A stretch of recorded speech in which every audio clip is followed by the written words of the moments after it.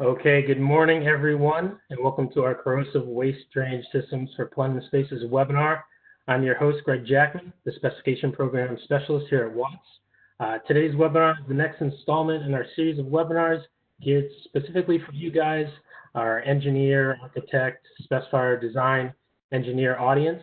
If you've joined us in the past, you can already tell this one's a little bit different in the sense that we are actually using video cameras, so you get to see me, for better or worse, but you get to see all of our panelists, all of our presenters today. So we hope that provides a little bit more of an engaging, interactive experience for you. Next slide, Avery. Just give you a little bit of background on our webinar series, our WattsWorks Engineer webinar series. We hold several webinars throughout the year that cover a variety of topics. We always have our in-house technology and product experts on the panel. And thanks to our partnership with ASPE, we're able to offer you guys the 0.1 ASPE ECU credit if you stay the entire length of the webinar. So we hope you do that. Next slide. And just real quick to tease the next webinar in our series, this will happen on June 25th. We're going to be talking about Spec Hub, which is our new project specification tool for engineers. Briefly go over what it does. It's going to make it easy for you to create project specs. It helps you specify and select Watts products according to your project's building requirements and codes. Helps you create submittal packages, plumbing schedules. They can easily share amongst your colleagues. So in the end, it's just going to save you guys time. So the way this webinar is going to work is you'll get an email invite with the registration link. If you register, we're going to ask you to fill out a quick survey. Those survey questions are going to revolve around projects that you're currently working on or ones that coming up in your near future, and we're going to see those results come in, and we're going to tailor the content of our webinar to walk through an actual project, a type of project that you guys are actually doing or going to do from start to finish in Spec Hub. So hopefully you get to see all the features and how it can help you guys really save time and just make your job easier. So we'll also be giving away prizes during the webinar as well from answering quiz questions, poll questions. So we hope that that keeps you engaged and interacting with us as well. And hope you attend. Keep your eye out for that email, or you can reach out to me at gregory.jackman@wattsware.com, and I can sign you up real quick. Next slide. So all that said, I'm going to introduce you to the main presenter of today's webinar, Chris Brady. Chris is our product manager here at Watts. He leads teams focused on developing and delivering product solutions for our corrosive biologically active wastewater, as well as rainwater reuse systems marketed under our Watts brands of Orion, Blucher, and RainCycle. And Chris will introduce Avery and Steve, our other panelists, as well in a minute. But if you go to the next slide, just want to go over this quick housekeeping item. You guys are on mute throughout the duration of today's presentation, but we strongly encourage you to submit your questions via the Q&A section on the right side of the WebEx. You type in your question there, submit it, and it's going to go to all of our panelists, so we'll be able to see them all at the same time, and then we'll address them at the end of the presentation. So with all that said, I'm going to pass it off to Chris to get started. Okay, thanks, Greg, and hello, everybody. First, I want to say, good for everybody out there in the audience for showing up. We're living through uncertain times and new risks that we're all facing, and conversations we're having in our homes that, what's going to be next. But I think it's just great that so many people are using this time of uncertainty to invest in themselves and make themselves, more valuable, more marketable to their customers and their employers.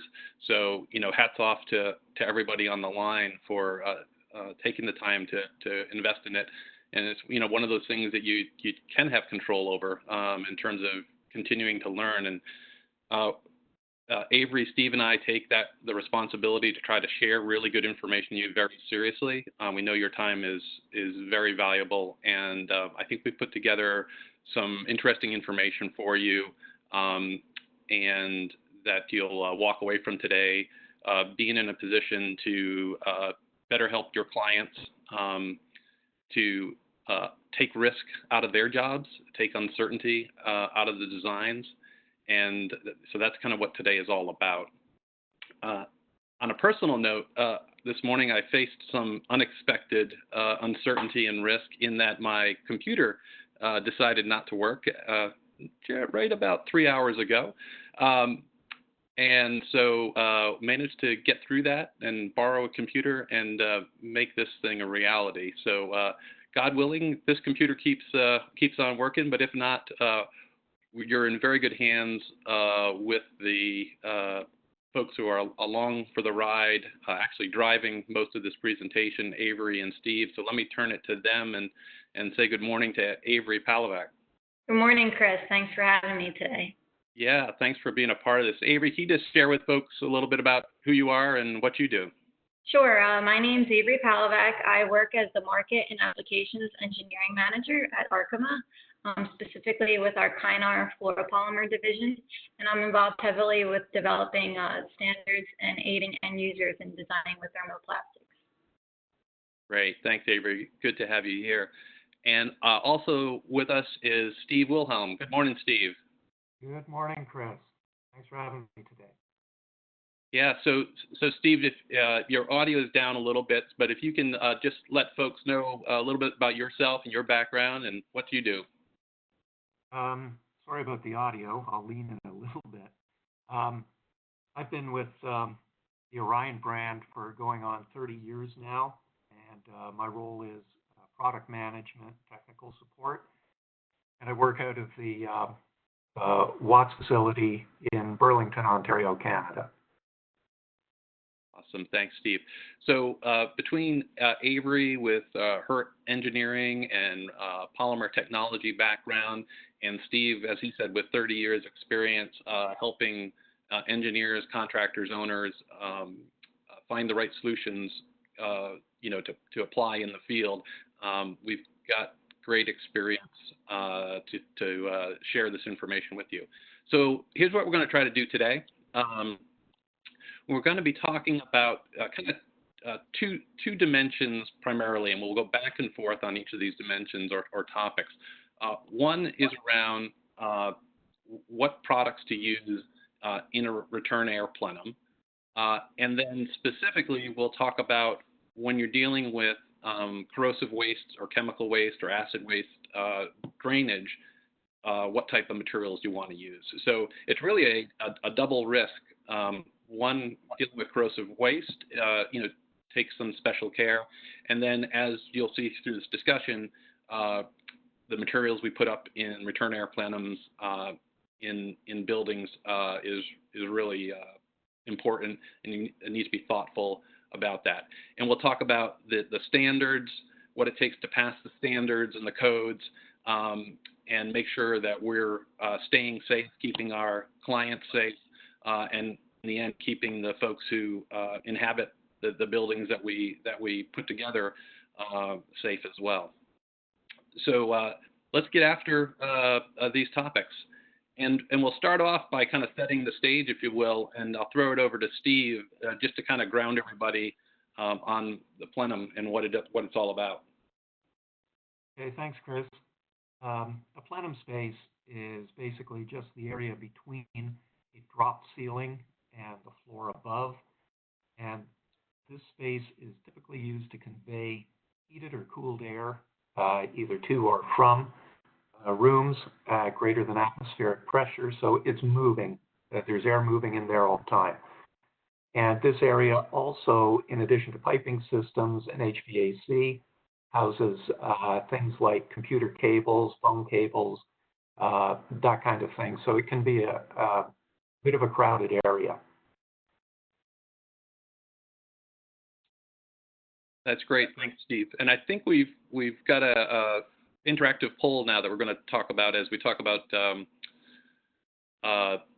different areas or facilities, really, that you, the audience, most frequently design corrosive waste systems for. We'd like to get to know you, a little bit about you and what you do. So if Greg, or Avery, give some directions on what we need to do here. Sure. Yep, I just opened up the poll. So Looks like a lot of you are responding, but on the right side of your WebEx, you can see the question and the answers to choose from. So we'll give you guys just a few seconds to respond, and then I'll pop the results up in the WebEx. Yeah, I'm curious to see the answers here. Mm-hmm.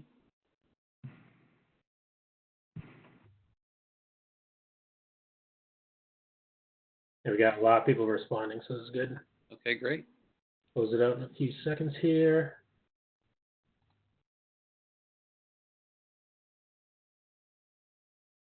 So this is most frequently. Okay. Yeah, this will be interesting.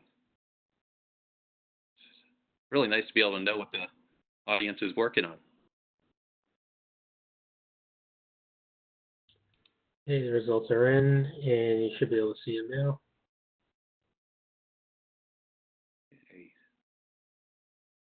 Okay, so it looks like most of our audience is working on schools and universities, which I think that's very timely now, considering a lot of those buildings and things are closed. So it might be an opportune time for redesigning them. Absolutely. Yep. Yep. And normally a busy time in the summer. Great. So Steve, tell us a little bit about all the various places that, in addition to schools, where corrosive waste systems are frequently needed. Well, in the plenum space, we're looking at just corrosive waste, and that can be anywhere that harmful chemicals are used, either as a primary function or also in places where you may not typically think of using chemicals, but you have cleaning procedures that use chemicals that'll go down the drain. So any activities in any kind of an environment where you've got dangerous corrosive chemicals draining through piping into plenum space. And I'd just like to add that in a plenum space, all the materials located there are governed by code. Okay. So, codes usually are, and engineering principles in general are often a result of past, let's say, failures or things not going so well, or in some cases, tragedies. So, Steve, tell us a little bit about the background as to where this particular Plenum code came from. Well, as we can see on screen, we have an example of a fire situation. And this took place in November of 1980 at the MGM Grand Hotel and Casino in Las Vegas. And a fire broke out, and the building ventilation system actively spread smoke throughout the entire facility from room to room. And a lot of people suffered from smoke inhalation. And in some cases, it was fatal. There were actually 85 fatalities and over 600 people injured just in this one instance. Mm-hmm. Later on, investigators confirmed that it wasn't the fire that killed people, it was the smoke. And this prompted, this was one example of a situation that prompted the U.S. government to update regulations as to what could be used in a plenum space. The regulations stipulate that these materials located in a plenum space must pass stringent flame spread and smoke developed testing, and that would mean that in a worst case scenario going forward, these materials located in a plenum space won't actively contribute to spreading flame or smoke. Okay, that is quite a history to this. And Avery, so tell us about kind of how that has been converted into the codes. Right, so as Steve mentioned, standards needed to be put into place to ensure that buildings and occupants within those buildings were kept safe. And the standard that was established for this, for piping in specifically, was called ASTM E84. also known as UL 723, and we'll talk about that a little bit later. But essentially, the overview of what this plenum code is saying is that materials within the plenum shall be non-combustible or shall have a flame spread index not more than 25 and a smoke spread index not more than 50. So if you've heard of the 25-50 rating before, that's what it's referring to, is this ASTM E84 test, which is run by an organization called UL, and they call it UL 723. Those terms are interchangeable, but that's the test that's governing this plenum code. Okay, thanks, Avery. So do we have another poll, or is it after the slide? Yeah, so it's actually after that slide, Chris, but okay. We can just jump into this here. I mentioned that UL 723 is equivalent to ASTM E84, but there are some other organizations out there that reference these codes as well, one of them being NFPA 255, and that's the National Fire Protection Agency, and also the Uniform Building Code 8-1. So when you're looking at specifications or you're writing specifications, these are the 4 most common ones that you might be familiar with. And that kind of led us into our poll question here is, you know, which of these are you most familiar with when you're designing plenum systems? Do you hear people mostly referencing the E84, or are they looking for UL 723, as I mentioned? So we thought this would be an interesting question here. Yep, I just opened up the poll, so you guys can answer there on the right. Yeah, I saw one in the Q&A, Greg, that someone wasn't able to see the polling questions. Any advice for them, or? Right, I was just responding to them. I haven't heard anything else from anyone. I know we could see them on our end. I just told them to try logging out and back in, see if that works. Okay. Great.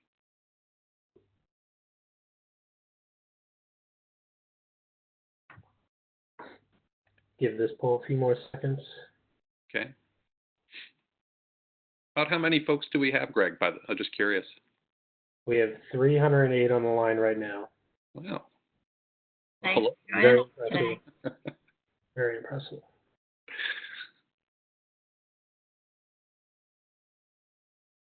Everybody's excited to hear about corrosive waste. I think it was the comment about the Patriots earlier, actually, Avery. Oh, I don't think most of them were here for that. Okay. All right, so yeah, it is as I expected that, you know, most of you are calling out the ASTM E84 test, which is obviously what we're here to talk about today. Right. Okay, good. Okay, so we've kind of introduced the code, the background of the code, the reason that it's so important. Now we're going to kind of turn and start talking about various materials that have been used historically, and get to know them a little bit better. So, Steve, I'm going to throw it over to you as the historian of the group to tell us about some products that were very popular, I think, in the past. Materials that are used. Steve, can you lean in a little bit? Sorry, can you? There you go. That's good. Okay. Sorry about that. Basically, high silicon iron piping and borosilicate glass piping were the traditional materials used in plenum spaces for corrosive and chemical waste drainage. As you can see from the slide, they both have very good chemical resistance, good strength, high temperature resistance, and both of these materials are grandfathered in for plenum spaces because of their flame spread and smoke developed. The downside to high silicon iron is that it was pretty much made in North America under one trade name, and that was Duriron, and a lot of you will be familiar with that name. Duriron has bowed to the pressure of time and and technological advancement and bowed out of the business. So it's no longer available. It was heavy to work with, and it was fairly expensive. Borosilicate glass, on the other hand, is still available. One of the downsides recorded with this material is thermal shock. On occasion, it's brittle, and it can be a little bit involved to install with the procedures for cutting and various things. Yeah, wow. I would not want to be an installer of glass piping. I am not that delicate with things. Thanks, Steve. And Avery, let me turn it over to you and kind of, to your specialty of polymers and polymer engineering, and maybe just introduce some of the other materials. Yeah, so other traditional polymer materials used for piping really can be divided into two classes of thermoplastics. The first is on this slide that I'd like to introduce here is actually our crystalline thermoplastics. So you'll see in the diagram here at the bottom, this is just a silly mock-up, simple diagram of molecules of how the polymers are put together to make the molecules associated with the plastic material. And you'll note that with the crystalline materials, these are very tightly packed together, very close together. And what does that mean for a piping material? Well, what that translates to really is good chemical resistance. This material has a very good barrier for, chemical containment. It also translates into good high strength and wear properties, and also, of course, rigidity. So some of the most common crystalline materials used for piping are, of course, polypropylene, or PP for short, polyethylene, or PE for short, and then polyvinylidene fluoride, or PVDF. And these we'll talk about a little bit later on, but I just wanted to introduce them as a crystalline category of polymers. Okay, great. And then there's another group of polymers to be aware of, right, Avery? Right, and the other group is actually amorphous thermoplastics. And again, as designers of systems, you might be familiar with these as well. Some of the most common amorphous thermoplastics include PVC, CPVC, and ABS. And you'll note here from the molecular structure of those, they're less tightly packed together. So while these materials are good for handling things like water or benign chemistries, once you get into very aggressive chemicals, things like sulfuric acid or hydrochloric acid, they can have some issues with broad chemical resistance. So generally speaking, these materials are not recommended where flushing is not an everyday standard for the piping. Gotcha. Okay, great. So those school laboratories with soon-to-be master chemists, they may not be flushing those every day, I'm guessing. Yeah, and even the real chemists in everyday life, might be busy and running around the lab doing things. So you always have to take those considerations into account when you're designing things, a worst-case scenario or things not quite used how intended. Right, yeah. That could be part of the problem with my laptop now that I think of it. Okay, so that was a little bit about materials. We'll go deeper as we move forward. But now let's kind of flip back to codes and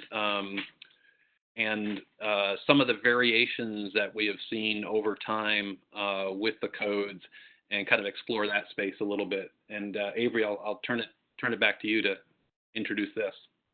Yeah, so we spent a lot of time just now talking about materials, and now we'd like to translate that into, okay, so how are these materials used, and are they for use within the plenum? So just be aware that there are some variations going around industry where there are some modifications to that E84 testing requirement, and we'll kind of take you through some of those today. But this slide here is just showing you, just be aware that, some listings or certifications might not be exactly what you think. And for a material to be used within the plenum, they must have the 2550 rating that ASTM has called out. So with that, I guess we can kind of dive into some of these modifications.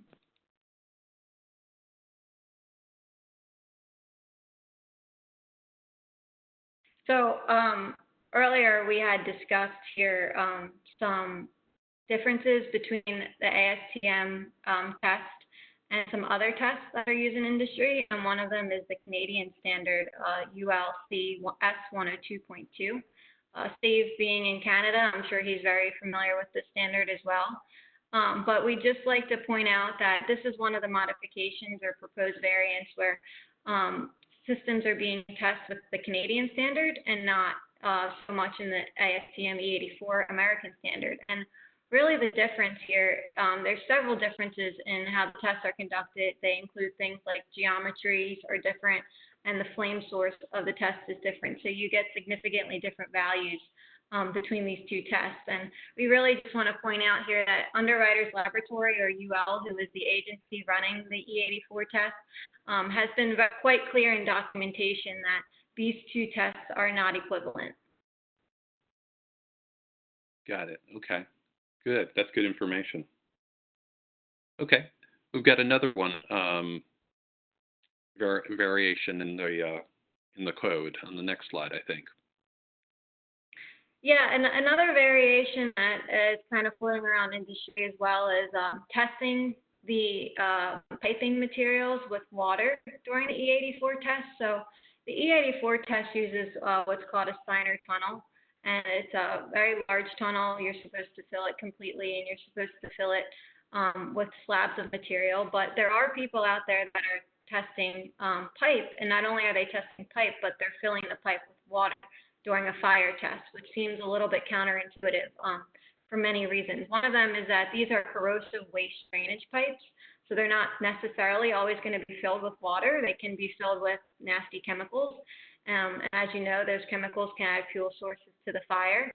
And also, they might even be empty at times. So that's another consideration. So UL, again, that agency running this test, has been quite clear that they will not provide a listing to anybody that's using water within the pipe for the ASTM test. Right, that makes sense for a gravity, waste stream. Most of the time, it's going to be mostly empty. So that makes a lot of sense. Okay, let's see, Steve, you've got one now. Another variant that you wanted to share. Yeah, this variant is to have a pipe that may or may not be. Steve, we can't quite hear you. If I get any closer, I'll be going through the wall here. That's a little better. Yeah. I'm sorry. This variant is to wrap the pipe with material that will pass the E84 test, and then subject the pipe with the wrapping to the test. But what happens is that the wrapping may pass the test, but in a fire situation, sometimes the wrapping may come away from the pipe. It may behave a little bit differently than the piping does and end up exposing the pipe underneath directly to the flame. The code states that all the materials in the plenum space, not just exposed materials in the plenum space, must meet the requirements of ASTM E84 UL 723. And that's a really important distinction, because if you've covered up the pipe and you're counting on the covering to not allow flame spread and smoke from the piping underneath to propagate in a fire situation in a return air plenum, that's a pretty big risk. You want all materials in the plenum to meet that requirement. So there is no risk. I hope everybody heard that. Yes, we did. Yeah, that was great. Okay. All right. Oh my gosh, we've got more. Avery, back to you on another variant. Yeah, so another variant also is just testing one piece of pipe within the Steiner tunnel. So the test actually calls out for sheets of materials to be tested, but in this case, they're testing just one stick of pipe, and you'll see here, this is what the inside of that Steiner tunnel looks like. Obviously, if you're reducing the mass of material you're testing in a flame and smoke test, you're going to greatly reduce the values that you're outputting. And quite another different, but same along the line variation is testing pipe that is quite large in diameter. So what UL will have to do if you choose to test something that is greater than 4 inches is they actually have to make some modifications to the testing. They have to increase the airflow and how the tunnel is set up. So the internal temperature is going to be reduced if you're testing large diameter pipe. So again, UL has been quite clear here that if you're only running this ASTM E84 test with one stick of pipe, they will not provide a listing to anybody doing that. Okay, got it. And then you've got some more pictures of the right way and the not so right way. Right. So again, the right way would be to test with sheets, but for argument's sake, we took some testing here and looked at could you actually fill the entire tunnel with pipe, and the answer is yes, you certainly can. And that's a picture on the left of what the entire tunnel would look like filled. There are no modifications to that. And then what the tunnel looks like with just one stick that passes the test. But it's obviously a modified version of the test. Got it. Okay, so basically there's a right way to do these tests and a lot of wrong ways to do it is kind of my takeaway from it. And Steve, you wanted to share a picture about why, from a practical perspective, the test is set up the way it's designed. Yeah, that's right, Chris. As you can see in this particular slide, you're not going to have a return air plenum with a little pipe. Hold on, Steve. Something happens when you talk, and then I think maybe it'll clear up. Can you hear me now? Yes, now we can. I think I just have to interrupt you every time. No problem. There you go. So No move. testing one stick of pipe doesn't represent real life practice or what goes on in a plenum space. And this slide is just a typical example of what you might see in an actual plenum. So it just kind of underscores the point. There's a lot going on. Sure. Got it. Okay. So we've talked about the different materials. We've talked about the proper way to do tests. Now let's take a look at some actual test results and data, and so you can become familiar with that if you're not already. So Avery, going to turn it back over to you to help us take us through this. Yeah, so I'd like to point out here, the next slide really delves into one of those amorphous type materials that were tested during the ASTM E84 test. And this was done in different configurations, including piping, including a 1/4 inch thick sheet, and then of course including tubing. And you'll remember that the threshold that I mentioned in order to pass the test is having a 25/50 rating. So while this amorphous material here is passing in the flame values, it's well under the 25. It's having some serious difficulties with passing the smoke values, which again, that threshold should be 50. So just note that some of the challenges with passing the ASTM 84 test are centered around the smoke values, and that as Steve mentioned, with the MGM fire and with real life practice, it's often the smoke that is killing people in these horrible situations where there's fires. Okay, got it. And then you've got some more test results on the next slide. Yeah, that's correct. And this again just shows some different configurations and some of the results from UL stating that there would be no classification marking saying that it was passing the test, just again due to those high smoke values that were developed within the ASTM E84 test. Okay.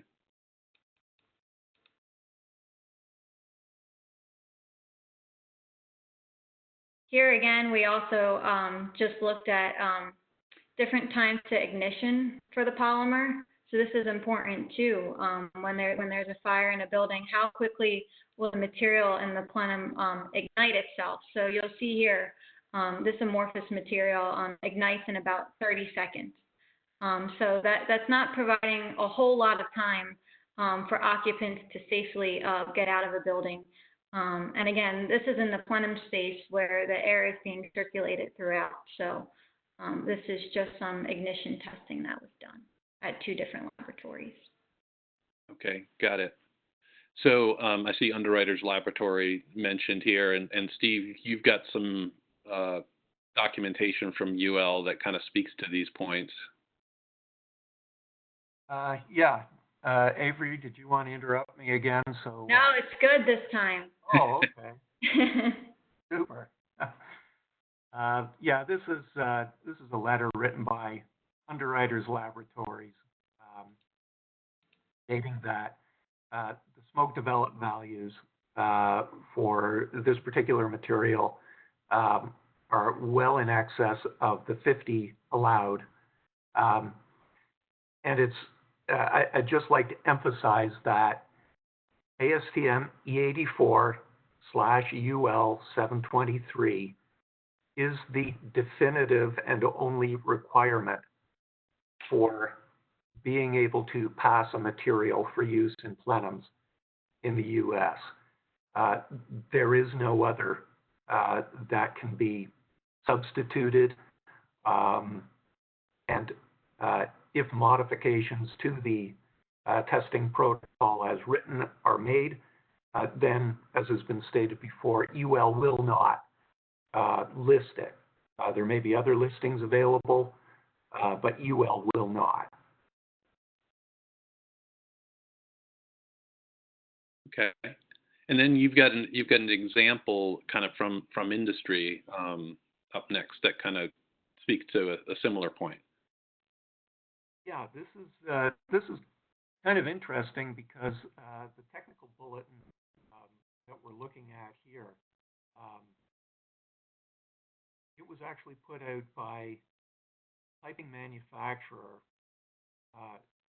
who makes various piping systems out of different materials. And in this technical bulletin, the manufacturer initially had been kind of on side for altering or being able to alter the 84 test to have this particular material pass. And since then, they've done a bit of a 180 turn on that and are now saying that no, we do not recommend PVC ABS or CPVC for systems that are going into return air plenums. And that's coming from an actual manufacturer of the material. That is a pretty powerful statement. Yeah, I agree. A very, very responsible statement as well. I'd like to see that in the industry when it comes to such important issues like this. Great. Okay, so we're going to kind of continue on the road down looking at different materials, and this is more the crystalline polymers that Avery introduced earlier, and in particular PVDF. And so I think we may have a poll. If I have that right? I'll open it up right now. Yeah, so maybe while we're doing that poll, we can kind of talk a little bit about PVDF as far as a piping material. And for those of you that have ever used PVDF in the past for designing systems, were you aware that it had both a Plenum and FDA compliance? It's pretty unique for a polymer to have both of those certifications. Mm-hmm. And Steve will talk about that a little bit later, but we were just trying to gauge the audience and see how familiar are you with this polymer? Yes, the poll's open right now. I can see the results coming in. Give it a few more seconds here.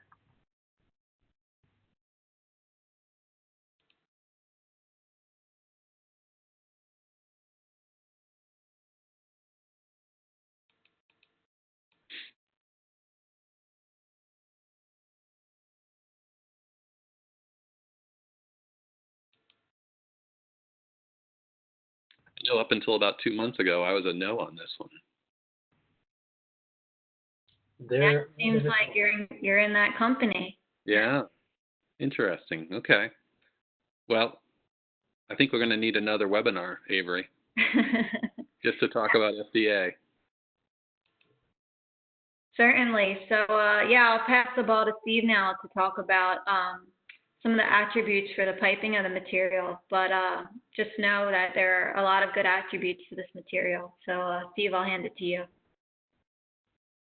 Avery, one of the primary attributes, of course, for any piping system for chemical waste will be chemical resistance. And PVDF as a material has really, really high chemical resistance.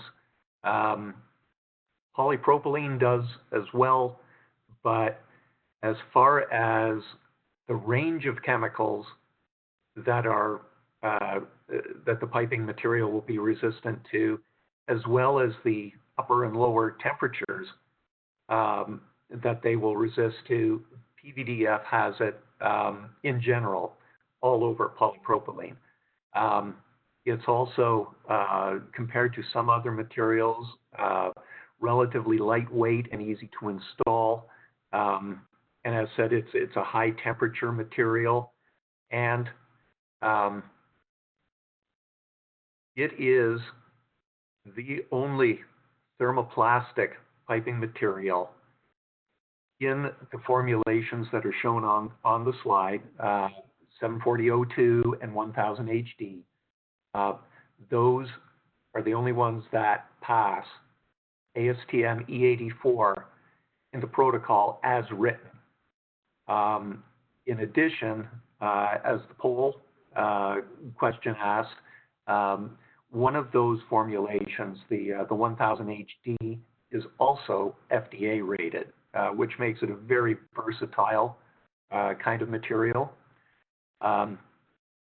The negatives, if you wish to call it that, would be that compared to, say, a metallic piping system, PVDF is going to need slightly more frequent support intervals, and compared to some of the commodity plastics like polypropylene, it has a higher cost.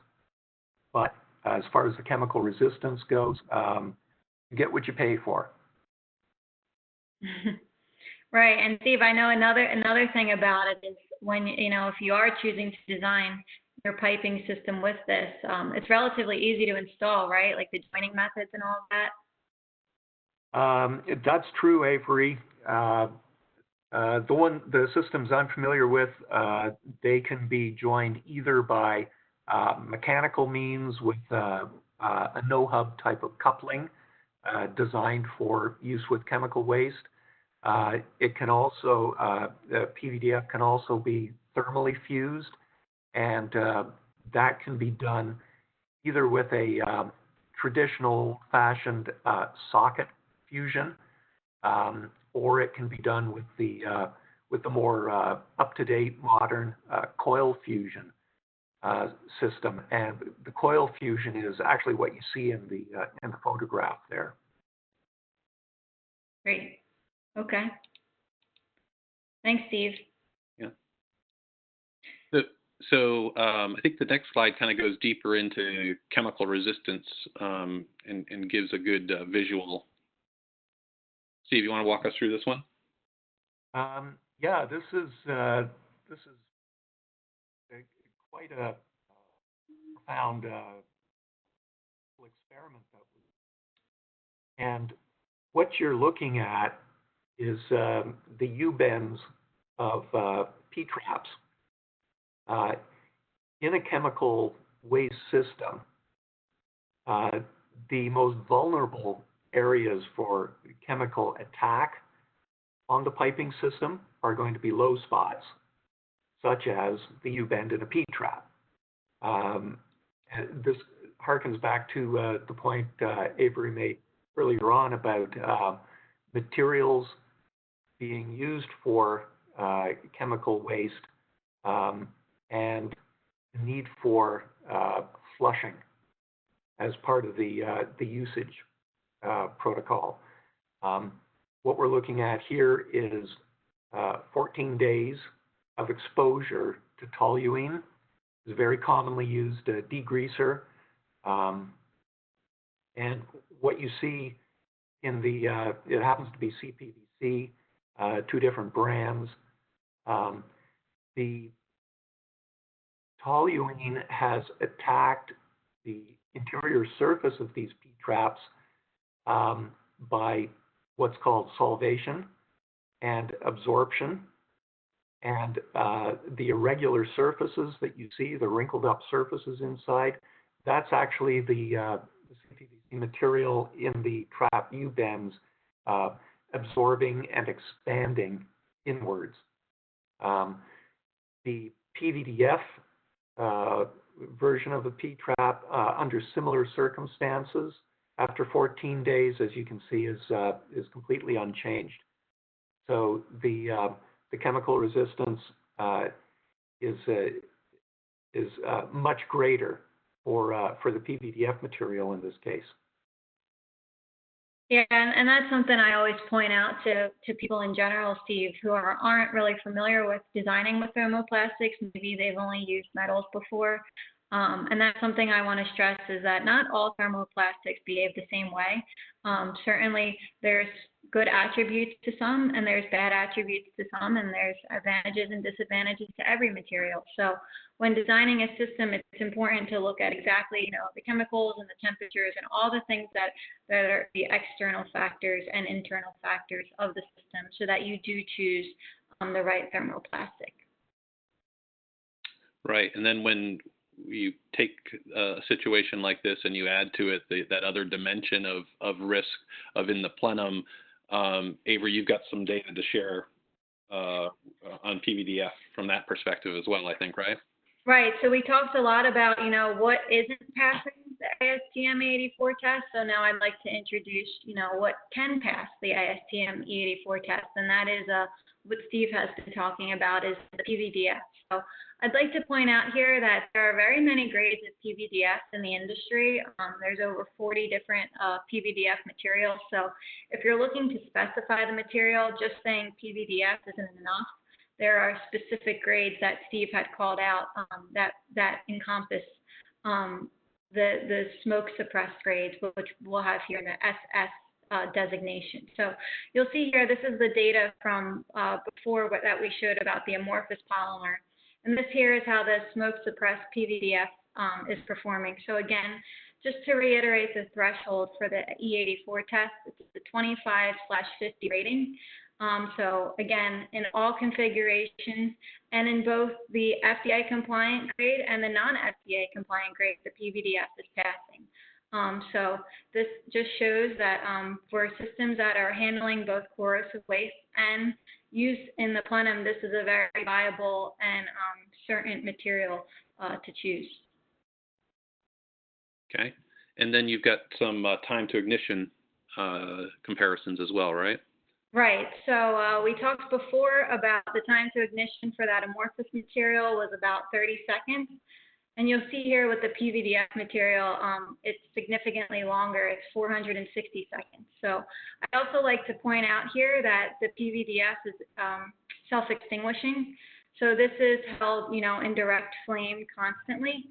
Once the flame source is removed, the PVDF is a self-extinguishing material. So this, again, just exaggerates some of the testing and just shows the difference between these two thermoplastics and how they behave in flame and smoke behaviors. Okay, great. So let's wrap this up, and let me again say to everybody out there in the audience, congratulations for investing in yourself, investing this time in your education. I hope we shared some information that you'll find useful and some value that you can bring to your clients and your customers. And just to kind of summarize the points that we hit, the Plenum Codes with regards to flame and smoke are really important, and it really goes to health and safety, to the occupants of the building for many years to come. The other dimension that we talked about is resistance to chemical drainage from waste. A lot of you said you design for schools and universities. Many of you, I'm sure, either have children or have friends with children who are in schools and universities. Hopefully we'll be back in them before too long. And so, chemical drainage is kind of an added risk point in addition to Plenum Codes that we covered. We talked about PVDF material and how it's really strong in terms of chemical resistance, heat resistance, and meets the Plenum Codes for the smoke suppressed versions of it. And that's really what UL is looking for in order to certify that you're meeting the requirements. Amorphous thermoplastics, we touched on those. Those are good materials, but are not fit for purpose when it comes to chemical waste and return air plenums. Better off in other uses because they're not meeting the UL code. And the other thing is that UL has come out, clearly stating that some of these modifications that people have proposed or variations to the test, they really don't support them for the many reasons that we talked about, be it that, putting water in or wrapping it or not putting as much material really don't simulate the real world conditions that the original code was set up to help protect everyone with. And so, again, thank you for your time. We've got 5 minutes left, it looks like, if my clock is right here. Mm-hmm. And Greg, I think I'll throw it back to you at this point. Yes, thank you, guys. We had several questions come through in the chat and the Q&A here, so we'll get through as many as we can. First one, how corrosive would you think the fermenting and storage areas of a winery would be?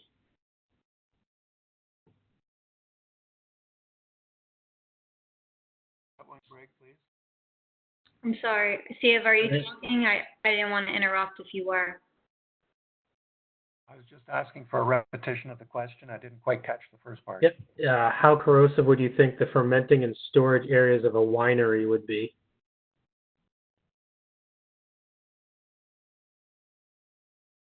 So I can speak from experience.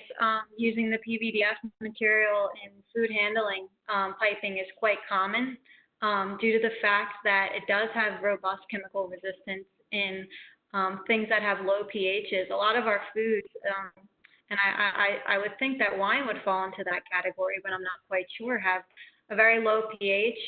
Things like Tabasco sauce and hot sauce and soy sauce, these are all very corrosive environments in foods. And I can speak from experience in saying that we have had successful installations of PVDF piping within those types of food facilities.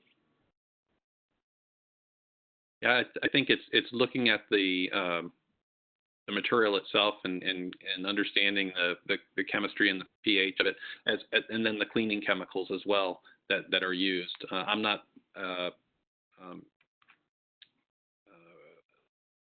sure what they use in that industry, but I think that's the key thing to get after. And then we have in our technical manuals a lot of good information about what our different piping materials have chemical resistance towards, so we can kind of cross match it and figure that out. Yeah, I see now a follow-up question had come in regarding grease, and that's another very nice attribute to the PVDF material as well. I didn't mention this during the presentation, but PVDF falls into the same category of material as like a Teflon type material, or PTFE. And if you're familiar with Teflon materials, they're very non-stick and slippery. So because PVDF is in that same type family, if you're using things with grease, they're very well suited to be put within this PVDF systems due to the non-stick behavior of the material.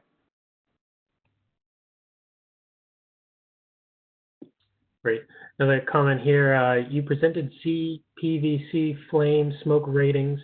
Please share a table comparing all 6 materials. It should be a simple table.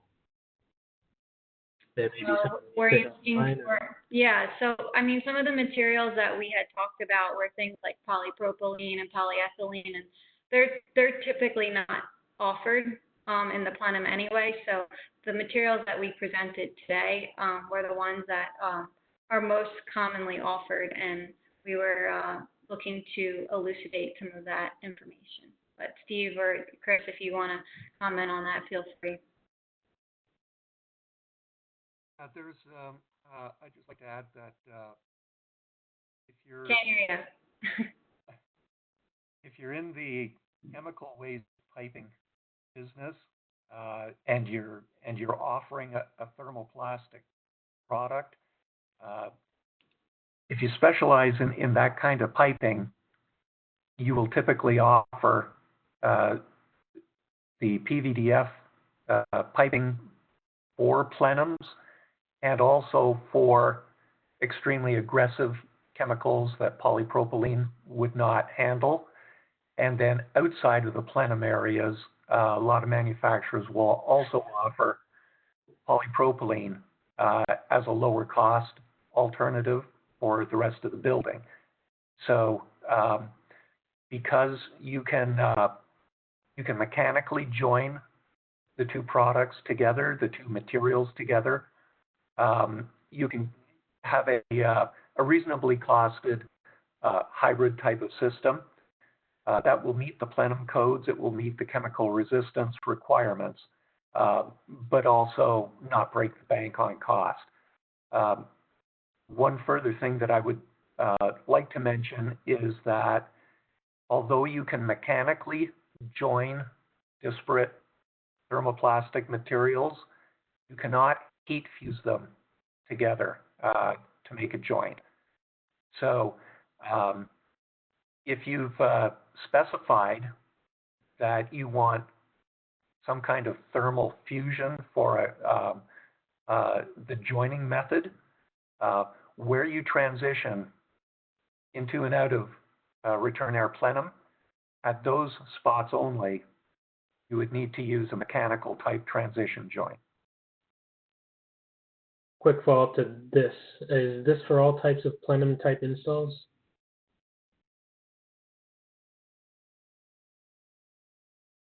I'm not sure what that's referencing, Greg.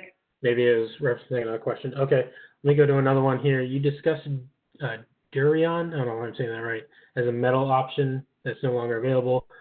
What about ductile iron, depending on chemicals? I'm not a ductile iron expert by any means, but I think what you asked at the very last part of that question is probably the key, depending on the chemical. That's that's going to, in large part, determine suitability of use. Non-high silicon iron formulations, as I understand it, they do not have the same degree of chemical resistance as the high silicon formulations. So that would be something to discuss with the manufacturer, a piping manufacturer, at the design stage of what you want to do with the piping, where you want to locate it, and what's going to be running through it. Okay, and what is the ambient high temperature to which PVDF may be subjected before softening and or sagging?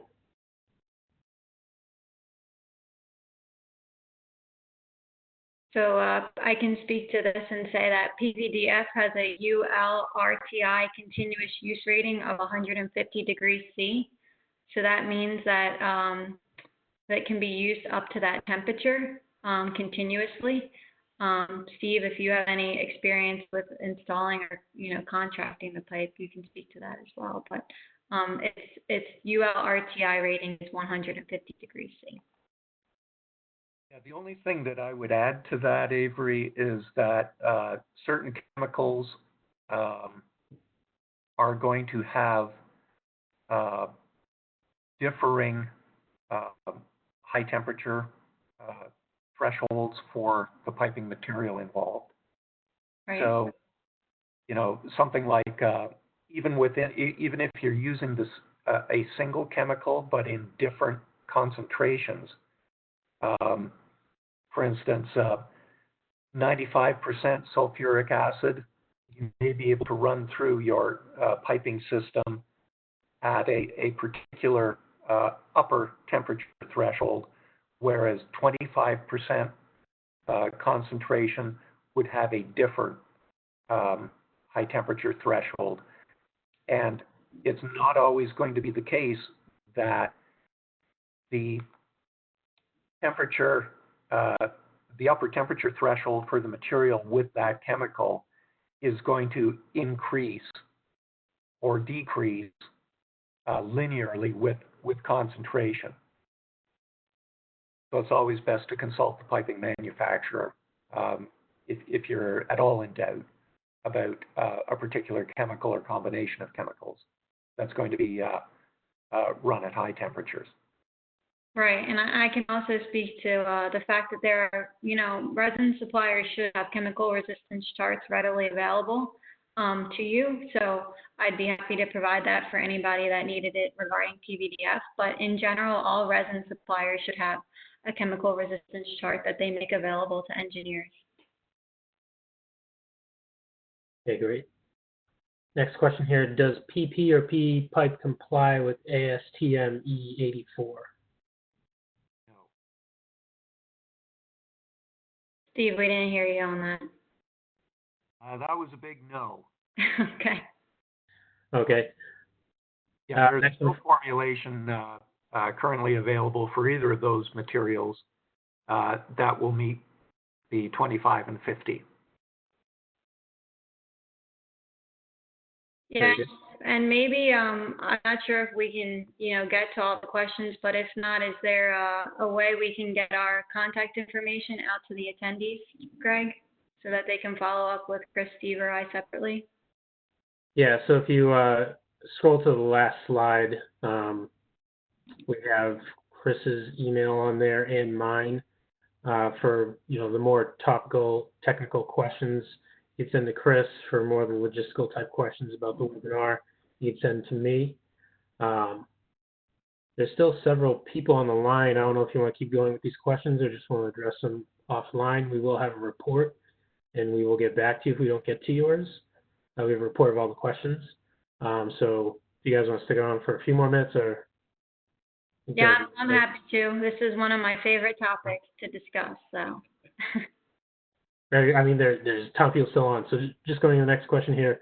From an environmental standpoint, what is the most friendly green material that can be recycled or degradable?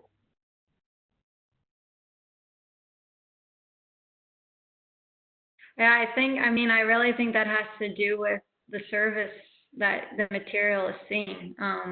When you're in tough services with high temperatures, you're limited to certain things. And when things are more benign, there are certainly materials out there that are bio-based materials, but they're not always suited for chemical exposures. So I think it would really depend on what the service of your project was. And, you could take that on a case-by-case basis and confer with either a piping or a material supplier on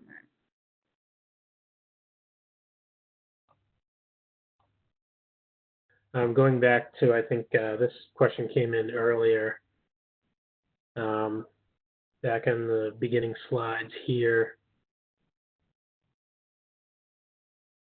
So comment, ceiling plenum spaces typically used for return, not supply, as shown in this diagram.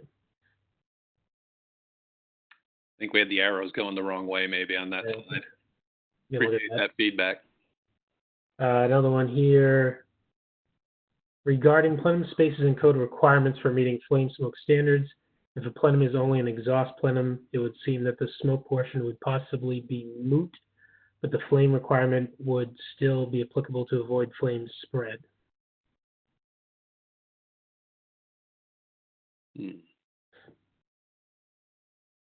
Or comment there. Yeah, I'm trying to find that question so I can reread it. Yeah, it came through in the Q&A at 11:30. Yeah, I to speak to this, I would say that if you're designing a plenum space, you have to comply with ASTM E84, regardless of, the little caveats of if it's doing this, if it's doing that. Ultimately, if it's categorized as plenum, it should meet all of the requirements that ASTM E84 calls out.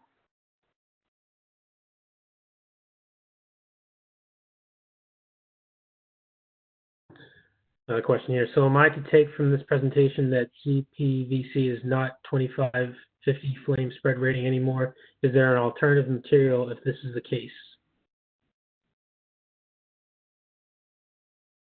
I think we touched upon that.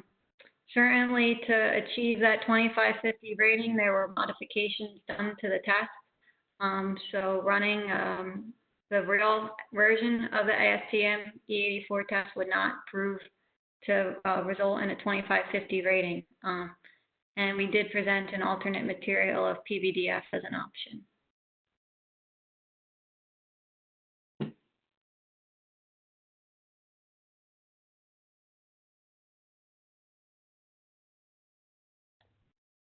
Okay, another one here. Why would you think that PVDF would require more support? Steve, I'll put that to you. It would require more support because compared to a metallic or a glass system, thermoplastic is not as rigid.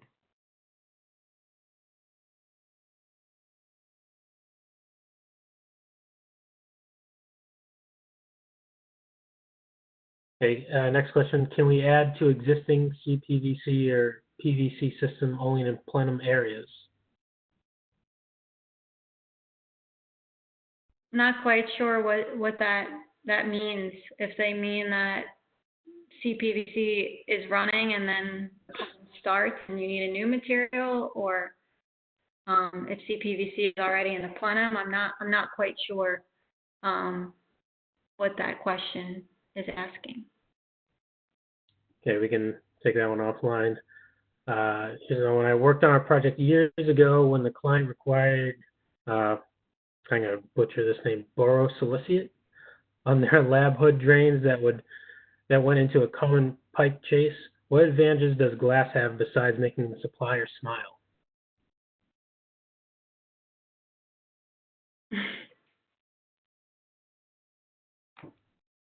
I think we could go back to the slide that I had on glass is that there are obviously good attributes to the material. Let me shift all the way back there. As Steve pointed out, it has very good chemical resistance, high strength, and it does have a Plenum rating. So those are reasons why people might require it.